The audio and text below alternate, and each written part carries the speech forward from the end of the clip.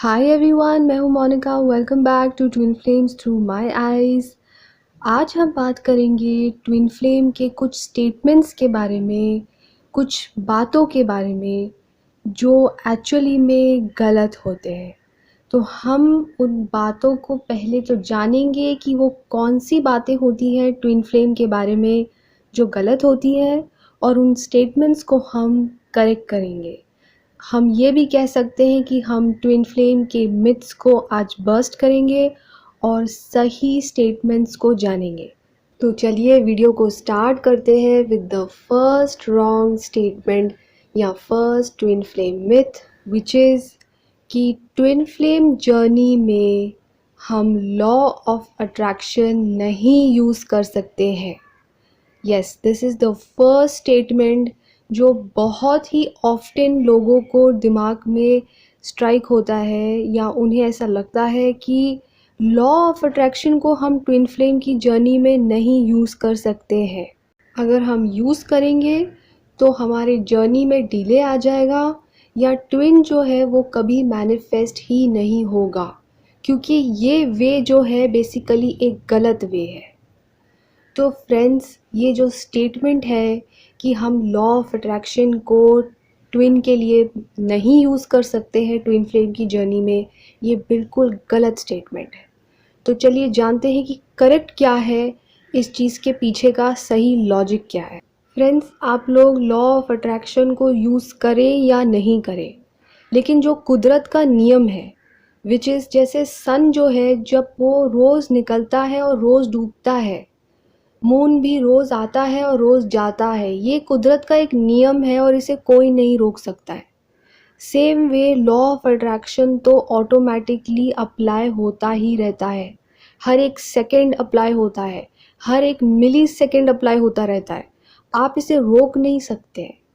तो आप इसे यूज़ करेंगे with conscious mind to manifest your twin, या आप नहीं भी करें तो भी उसकी एप्लीकेशन तो हो ही रही है।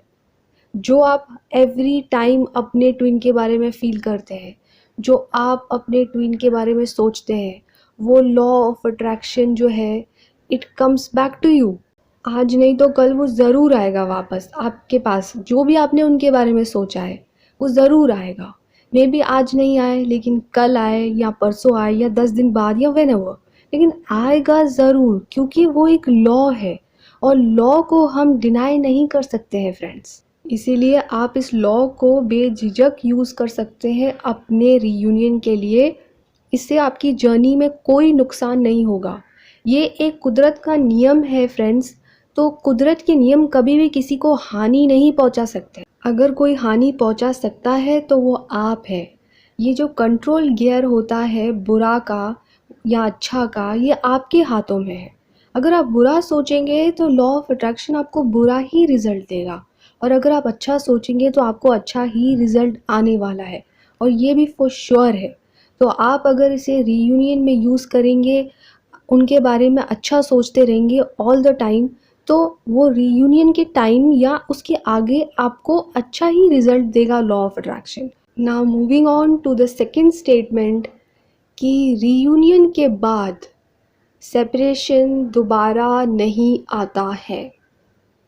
कुछ लोगों का ये मानना है, कुछ नहीं, आई थिंक 90% लोगों का यही मानना होता है कि एक बार अगर रीयूनियन हो जाता है तो उसके बाद में सेपरेशन नहीं आ सकता है। तो ये जो स्टेटमेंट है, ये बहुत ही गलत स्टेटमेंट है। अब चलिए जानते हैं कि ये स्टेटमेंट गलत कैसे है। फ्रेंड्स, कोई कितना भी एक्सीलेंट से एक्सीलेंट इनर वर्क कर ले, कोई अपने आप को एकदम ट्रांसफॉर्म कर ले इतनी अच्छी तरह से फॉर रीयूनियन, और वो ये सोचे कि मैंने तो अपना पूरा इनर वर्क इतनी अच्छी तरीके से कर लिया है कि इसके बाद तो सेपरेशन रीयूनियन के बाद तो आ ही नहीं सकता। लेकिन फ्रेंड्स, अगर आपके और आपके ट्विन के आगे की जर्नी के लिए, रीयूनियन के बाद जो आपके आगे की जर्नी है, जो लाइफ पर्पस भी आप एक दूसरे के साथ मिलकर कंप्लीट करेंगे, उसमें अगर कुछ चीज़ रह गई है आपसे, अगर कुछ चूक गया है जो आपने नहीं किया था जब सेपरेशन आया था, या आपकी ट्विन ने शायद नहीं किया था जब सेपरेशन आया था, तो डिवाइन आपको वापस सेपरेशन की तरफ पुश करेंगे। अब आप कितना भी सोच लें कि हमने तो एक्सीलेंट इनर वर्क किया है, लेकिन मे बी वो डिवाइन की नज़रों में एक्सीलेंट नहीं है। Something is missing. आपने शायद 90% किया होगा, लेकिन 10% फिर भी कुछ रह गया है। इसीलिए ये जो स्टेटमेंट है कि सेपरेशन जो है वो हारमोनियस रीयूनियन के बाद नहीं आ सकता है, तो ये बहुत ही गलत स्टेटमेंट है। ठीक है, anything is possible at any point of time in life. जो अल्टीमेट रूलर है वो है डिवाइन। तो ये जो सृष्टि है ये वही चला रहा है, वो कभी भी कुछ भी कर सकता है। तो अगर ये सोच भी है ना कि नहीं सेपरेशन तो आ ही नहीं सकता, ये बेसिकली एक ईगो माइंड की सोच है। और ये जो माइंड है वो अपने आप को डिवाइन से भी सुपीरियर समझने लगता है, लेकिन वो भूल जाता है कि उससे भी ऊपर कुछ है, विच इज़ डिवाइन। ओके, तो बढ़ते हैं थर्ड स्टेटमेंट की तरफ, विच इज़ सिंक्रोनिसिटीज़ को देखने के बाद रीयूनियन होता है basically. It is a sign of reunion and हम जो है बिल्कुल रीयूनियन के डायरेक्शन में ही हैं। ये आपको इंडिकेट करता है अगर आपको सिंक्रोनिसिटीज़ दिखती हैं तो बेसिकली ये गलत स्टेटमेंट है। चलिए जानते हैं कि ये स्टेटमेंट गलत कैसे है। फ्रेंड्स, किसी भी टाइप की सिंक्रोनिसिटीज़ आपको हो रही हो, चाहे वो 11-11 हो, या अपने ट्विन का नाम बार बार दिख रहा हो, या आपको कोई क्रीचर लव मेकिंग करता हुआ नज़र आ रहा हो, या आपको कुछ भी रीयूनियन वर्ड बार बार दिखाई दे रहा हो, या कोई वीडियो आपके सामने आ रही है, एनीथिंग जो आपको ऐसा लग रहा है कि आप सिंक्रोनिसिटीज़ को देख रहे हैं और रीयूनियन के डायरेक्शन में है, तो इसका मतलब ये है कि रीयूनियन होने वाला है। तो फ्रेंड्स, सबसे पहले मैं आपको बता दूं कि जब रीयूनियन होने वाला होता है, एज इन उसके 24 आवर्स पहले आपकी जो सिंक्रोनिसिटीज़ हैं वो स्टॉप हो जाती हैं, क्योंकि आप जो है वो ऑलरेडी अब उस सेपरेशन के फेज से निकल चुके हैं, मैनिफेस्टेशन के स्टेट से निकल चुके हैं, आप रिसीविंग मोड में आ गए हैं। You are in the last stage which is reunion. Synchronicities की तरफ जो ध्यान अगर आपका जाता है तो इसका मतलब ये है कि आप अभी भी सेंडिंग एनर्जी में हैं। जैसे ही आपको ये साइंस दिखते हैं, आप उस वक्त अपने ट्विन के बारे में सोचते हैं और उन्हें वाइब्रेशन सेंड करते हैं, क्योंकि आपने देखा तो ऑटोमेटिकली आपके अंदर वो फीलिंग आई और तब आपने अपने ट्विन को वाइब्रेशन सेंड किया। इसका मतलब यही है कि आप सेंडिंग एनर्जी में है, रिसीविंग एनर्जी में नहीं है। तो रीयूनियन से पहले क्या होता है, आप टोटली रिसीविंग के मोड में आ जाते हैं।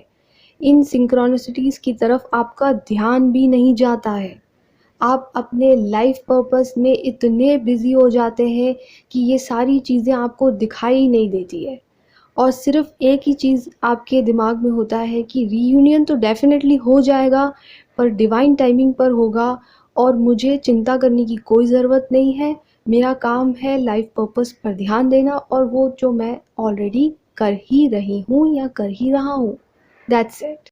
तो ये जो स्टेटमेंट है कि सिंक्रोनिसिटीज़ को देखने पर रीयूनियन होता है, ये बिल्कुल गलत है। सिंक्रोनिसिटीज़ जो होती है वो रीयूनियन से पहले स्टॉप हो जाती हैं, ठीक है, क्योंकि आप सेंडिंग एनर्जी में नहीं, आप रिसीविंग एनर्जी में, रिसीविंग मोड में आ जाते हैं। ओके गाइस, तो बढ़ते हैं अपनी फोर्थ पॉइंट की तरफ, which is very similar to this point कि सिंक्रोनिसिटीज़ को देखने पर रीयूनियन होता है। वैसे ही एक सिमिलर स्टेटमेंट है कि ट्विन को ड्रीम में देखने के बाद हमेशा ही ऐसा होता है कि रीयूनियन हो।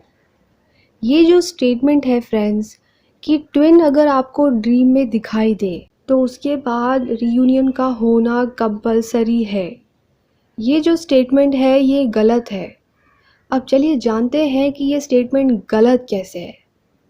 एक सेकंड के लिए आप सोचिए कि अगर 100 टाइम्स ट्विन का ड्रीम आएगा तो क्या 100 टाइम्स रीयूनियन होगा? नहीं, राइट? एक ही ऐसा ड्रीम आता है जो इतना स्पेशल होता है, इतना स्पेशल होता है, और उसी के बाद रीयूनियन का होना पॉसिबल है। ये मैंने अपने कुछ वीडियोस में आपको एक्सप्लेन भी किया है कि वो जो ड्रीम है उसके क्या फीचर्स होते हैं। तो अगर आपने उसे नहीं देखा है तो आप जाकर देखिए, और अगर आपने देखा हुआ है तो आप शायद मेरी बात को समझ पा रहे होंगे कि एक ही ड्रीम ऐसा होता है जिसे देखने के बाद ही रीयूनियन होता है, which is the reunion dream.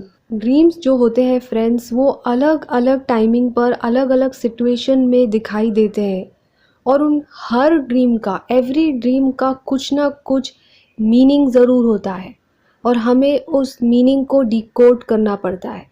लेकिन रीयूनियन का जो ड्रीम होता है उसमें आपको डिकोड करने की कुछ ज़रूरत ही नहीं पड़ती। एक ही चीज़ आपको दिखाई देती है, वो है आपका ट्विन। जैसे ही आपको ये ड्रीम आता है उसके बाद में आपको हर जगह सिर्फ आपका ट्विन ही दिखाई देता है, और आपको साथ में डिवाइन भी दिखाई देते हैं। आपको पूरी तरह से आशीर्वाद दे रहे होते हैं कि yes, now is the time, this is your period of result, ये है आपका रिज़ल्ट। और उस वक्त आपको पता चल जाता है कि अब रीयूनियन को कोई नहीं रोक सकता है, it is just coming. Okay, तो हर ड्रीम के बाद आपका रीयूनियन नहीं होगा, सिर्फ एक ही ड्रीम ऐसा है जिसके बाद रीयूनियन का होना पॉसिबल है, और वो है the reunion dream and not every dream. ठीक है, तो चलिए बढ़ते हैं अपने फिफ्थ स्टेटमेंट की तरफ, विच इज़ हम रनर ट्विन को हील कर सकते हैं। ये जो स्टेटमेंट है फ्रेंड्स कि हम एज इन जो चेज़र होता है वो रनर ट्विन को हील कर सकता है, ये जो थिंकिंग है, ये जो सोच है, ये जो स्टेटमेंट है, ये गलत है। चलिए जानते हैं तो फिर सही स्टेटमेंट क्या है। अब फ्रेंड्स, सही स्टेटमेंट ये है कि आप, यानी कि जो चेज़र है, सिर्फ वो अपने आप को ही हील कर सकता है and not the runner twin. आप सिर्फ अपने आप को ही कंट्रोल कर सकते हैं, अपने आप में ही चेंजेस ला सकते हैं, और अपने आप को ही हील कर सकते हैं। आपका जो ट्विन है वो एक दूसरी बॉडी में है, वो भली आपके सोल का हिस्सा है, लेकिन उसने जन्म लिया है एक दूसरी बॉडी में। जैसे जैसे इंसान की एज बढ़ती है उसकी बॉडी में चेंजेस आते हैं। तो क्या ये चेंजेस हम खुद लाते हैं? नहीं, सिर्फ डिवाइन ही है जो इंसान को चेंजेस में लेके आ सकता है, उन्हें चेंज कर सकता है। उनके अलावा और किसी के पास ये पावर नहीं है कि वो उन्हें चेंज कर सकते हैं। तो आप जो है अपने ट्विन को ना चेंज कर सकते हैं, ना उन्हें हील कर सकते हैं। एक सेकेंड के लिए आप इमेजिन करिए कि आपका जो ट्विन है उनकी बॉडी में एज को लेके चेंज आया है। तो क्या आप उन्हें हील कर सकते हैं? क्या आप उनकी बॉडी को एज से लेकर हील करके, क्या आप उनकी उम्र को कम कर सकते हैं?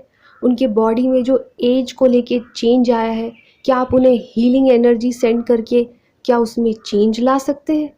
नहीं, आप कितना भी कोशिश कर लीजिए वो आप नहीं कर सकते हैं, क्योंकि ये पावर आपके हाथों में नहीं है, सिर्फ डिवाइन के ही हाथों में है।